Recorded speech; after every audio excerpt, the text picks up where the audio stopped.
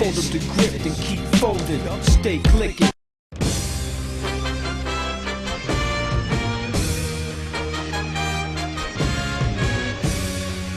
Hi, and welcome to 2K Sports Studios. I'm Greg Gumbel with Clark Kellogg. We're here with the 2K Sports NCAA Selection Show. We're all set to show you the seedings and pairings, so get out your bracket sheet, get those pencils ready. Here are the basics. Of the 65 available tournament bids, 31 are automatically given to conference champions. The tournament committee hands out the remaining 34 bids on an at-large basis. An opening round game will take place on Tuesday night to narrow the field to 64 teams. But before we unveil the brackets for this season, here's a look at the final top 25 media poll of the season. There's at least one change in the rankings to tell you about. The Oklahoma Sooners jumped all the way from the number 20 spot to number 15. They're peaking at just the right time, Greg. This is exactly the way you want to be playing going into the tournament. The media rankings are what everyone's been following for the last 4 months. But in just a minute, the selection committee's opinion is going to be the only one that matters. It's time to talk about the topic that has a lot of players and coaches holding their breath right now, the NCAA tournament bubble. These are the 10 teams that aren't worried as much about where they'll be playing as if they'll be playing. Clark, who jumps out at you there? UNLV. Put together a solid season, but their record just isn't impressive enough to make them a no-brainer bid. If the committee doesn't give weight to their tough conference, they could be out of luck. And we have a few more teams in similar position, right, Clark? Pepperdine. And take comfort in the fact that there have been so many great showings by non-power conference schools in the tournament in the past few years. The committee has really warmed up to those conferences. I'm sure it's been a long week for those teams, but the wait's almost over. The NCAA Selection Committee has finished its meeting, and we're ready to unveil the top 4 seeds in this year's tournament. The Air Force Falcons are the top overall seed, and they will play in the East Regional. On to the second number 1 seed, who will play in the South Regional. The Alabama Crimson Tide are seeking their first ever NCAA championship. The Michigan State Spartans are our third number 1 seed, and they'll play in the Midwest Regional. They're back in the tournament again, and no doubt they'll be feeding off the experience of last year's appearance as they try to get to the Final Four this year. And finally, our fourth number 1 seed will play in the West Regional. The Oklahoma State Cowboys are in the tournament field as a number 1 seed for the first time in the history of their program. Now, here's how the brackets shape up based on where the number 1 seeds have been assigned. In one national semifinal game, the winner of the East Regional will play the winner of the South Regional. In the other semifinal game, the winner of the Midwest Regional will play the winner of the West Regional. Those games will be played on Saturday, March the 31st. Then it'll be on to the national championship game on Monday night, April the 2nd. Anything shocking to you about those picks? I don't think I'm alone in my surprise with these picks. Whenever you reach this far down the poll for the top seeds, you're guaranteed to have some second guesses coming your way. So, with the number 1 seeds out of the way, it's finally time to tackle the rest of the brackets. First up, we take a look at the East Regional. The Air Force Falcons are the top seed, finishing at 27-3. They won both the regular season and conference tournament titles in the Mountain West Conference. They will take on the winner of the opening round play-in game between Western Illinois with 14 wins and Jackson State from the Southwestern Athletic Conference. And now, the number 8 seed, the Oregon Ducks, come into the tournament after finishing second in their conference during the regular season and were semifinalists in their conference tournament. They're going to play the number 9 seed, the Kentucky Wildcats, who were 8th in their conference, finishing at 19-10. Florida comes in as the number 5 seed, finishing at 19-10. And they will take on the 12th seed from the Northeast Conference, the Long Island Blackbirds, with 25 wins. Maryland enters the field as the number 4 seed from the ACC. This will be their 26th appearance in the NCAA tournament in team history. They'll be getting ready to face the number 13 seed, the Towson Tigers. Finished the season with 23 wins. The Maryland Terrapin could be a great pick in this competition. There are a lot of things I like about this team. They don't back down from anybody, and they've shown that throughout the year with some real quality wins. You've got to be tough if you're going to have a chance in the NCAA tournament, physically and mentally, and there's no question these guys are tough. The Georgia Bulldogs are in as the number 6 seed. They'll be taking on the number 11 seed, the Arizona Wildcats, with 19 wins. Indiana comes in as the number 3 seed, finishing at 24-8. Mercer comes in to face them at number 14 with 19 wins in the tournament championship of the Atlantic Sun Conference. Our number 7 seed is from the ACC. The North Carolina Tar Heels were rewarded for their outstanding play this season with an at-large bid and a ticket to the Big Dance. They are going to play the number 10 seed, the Mississippi State Bulldogs, who were 7th in their conference, finishing at 19 and 11. Next up is the number 2 seed. The Syracuse Orange are the regular season champion from the Big East. They'll be going up against the number 15 seed, the Southeastern Louisiana Lions, with 18 wins. This will be their second appearance all-time in the NCAA tournament. Some of the lower seeds in this bracket have the ability to not only compete with the high seeds, but win a few games. The potential for a Cinderella or two in this bracket is definitely there. Next up, we'll take a look at the South Regional. The Alabama Crimson Tide are the top seed, finishing at 27 and 7.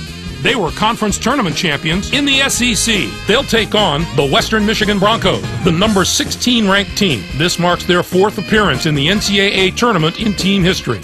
Seton Hall comes in as the number 8 seed, finishing at 21 and 12. Cal comes in to face them at number 9 with 19 wins and a chance to make believers out of any doubters they might have. West Virginia enters the field as the number 5 seed from the Big East. This marks their 22nd appearance all-time in the NCAA tournament. They'll be getting ready to face the number 12 seed. The Missouri Tigers finished the season with 21 wins. The West Virginia Mountaineers will be an extremely dangerous team in this tournament, mainly because they have such terrific veteran leadership. Coaches love when they have guys on the floor that have been around the block a few times because they don't get rattled. They play with composure. I look at the experience of this team as something that could put them over the top. UC Irvine comes in as the number 4 seed, finishing at 26 and 4. And they'll take on the 13th seed from the Ohio Valley Conference, the Governors of Austin Peay, with 29 wins. And now the number 6 seed, the Clemson Tigers, come into the tournament after finishing 2nd in their conference during the regular season and were winners of their conference tournament. They are going to play the number 11 seed, the Georgia Tech Yellow Jackets, who were 5th in their conference, finishing at 22 and 10. The Louisville Cardinals are in as the number 3 seed. They'll be taking on the number 14 seed, the Charleston Southern Buccaneers, with 19 wins. Next up is the number 7 seed. The Ohio State Buckeyes have established themselves as one of the best teams from the Big Ten. They'll be going up against the number 10 seed, the Iowa State Cyclones, with 20 wins. They return once more to the very familiar surroundings of the NCAA tournament. Our number 2 seed is from the SEC. The LSU Tigers had a tremendous year that included a regular season championship. They're going to play the number 15 seed, the Bethune-Cookman Wildcats, who came in 1st in their conference tournament, finishing at 20 and 9. Looking into the future a little bit, this bracket looks poised for a titanic matchup in the regional final. If the top 2 seeds can take care of business in the first 3 rounds, we have the possibility of a classic Elite 8 meeting. On to our 3rd bracket of the day. Let's take a look at the Midwest Regional. The Michigan State Spartans are the top seed, finishing at 28 and 6. They won both the regular season and conference tournament titles in the Big Ten. They'll take on the Northern Arizona Lumberjacks, the number 16 ranked team. This is their 3rd appearance in the NCAA tournament in the history of their school. Our number 8 seed is from the Big East. The Connecticut Huskies were rewarded for their outstanding play this season with an at-large bid and a ticket to the Big Dance. They're going to play the number 9 seed, the LaSalle Explorers, who were semifinalists in their conference tournament, finishing at 22 and 9. The Oklahoma Sooners are in as the number 5 seed. They'll be taking on the number 12 seed, the Boise State Broncos, with 22 wins. Duke enters the field as the number 4 seed from the ACC. It's yet another appearance in the brackets for a school that's no stranger to the NCAA tournament. They'll be getting ready to face the number 13 seed, the Creighton Blue Jays. Finished the season with 20 wins. The Duke Blue Devils are a team that is just so powerful and strong up front.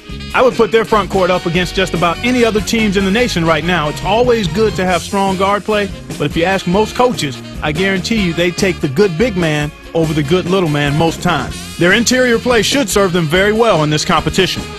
UCLA comes in as the number 6 seed, finishing at 21 and 12. And they take on the 11th seed from the Mountain West Conference, the UNLV Runnin' Rebels, with 22 wins. And now the number 3 seed, the Davidson Wildcats, come into the tournament 1st in their conference during the regular season and were winners of their conference tournament. They are going to play the number 14 seed, the Princeton Tigers, who came in 1st in their conference tournament, finishing at 20 and 7. Next up is the number 7 seed. The Duquesne Dukes are the regular season champions from the A10 Conference. They'll be going up against the number 10 seed, the away team, with 22 wins. They return once more to the very familiar surroundings of the NCAA tournament.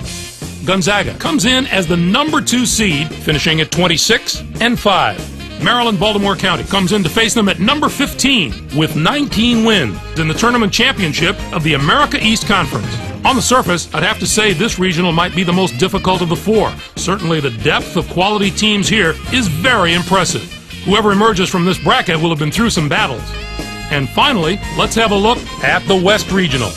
The Oklahoma State Cowboys are the top seed, finishing at 26-4. They were winners of the regular season championship in the Big 12. They'll take on the Rice Owls, the number 16 ranked team. This is their 6th appearance ever in the NCAA tournament. Next up is the number 8 seed. The Ole Miss Rebels have established themselves as one of the best teams from the SEC. They'll be going up against the number 9 seed, the Arizona State Sun Devils, with 18 wins. This marks their 16th appearance in the NCAA tournament in team history.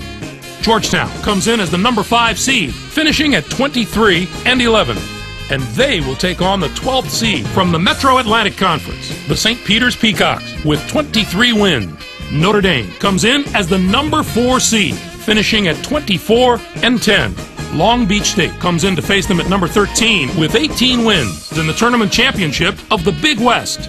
Our number 6 seed is from the Pac-10. The Washington State Cougars had a tremendous year that included a regular season championship. They are going to play the number 11 seed, the Detroit Titans, who came in first in their conference tournament, finishing at 24-4.